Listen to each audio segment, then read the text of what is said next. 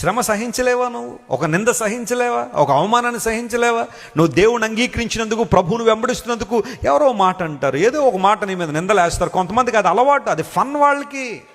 ఇతరుల మీద నిందలేయడం, ఇతరులను జడ్జి చేయడం, ఇతరులను వేలు పెట్టి చూపించడం.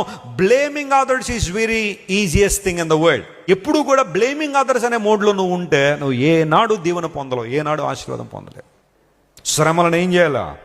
సహించాలి. క్రీస్తు కొరకు మనం పడే నిందలు కావచ్చు. నువ్వు బైబిల్ పట్టుకుని రోడ్డు మీద నువ్వు వెళ్తుంటే ఎవడో నిన్ను చూసి కామెంట్ చేయొచ్చు.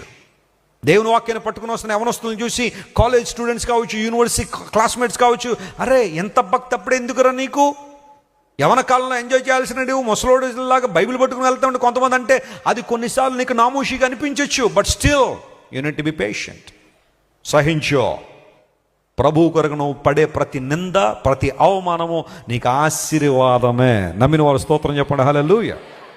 ఒకవేళ ఎవరైనా నేను బ్లేమ్ చేస్తే ఆ పొరపాటు నీలో ఉంటే సరి చేసుకో వెంటనే. ఆ పొరపాటు నీలో ఉంటే సరిదిద్దుకో. నీలో పొరపాటు లేకుండానే ఎవరైనా బ్లేమ్ చేశారా, leave it in to the hands of God. దేవుని చేతికి వదిలిపెట్టే.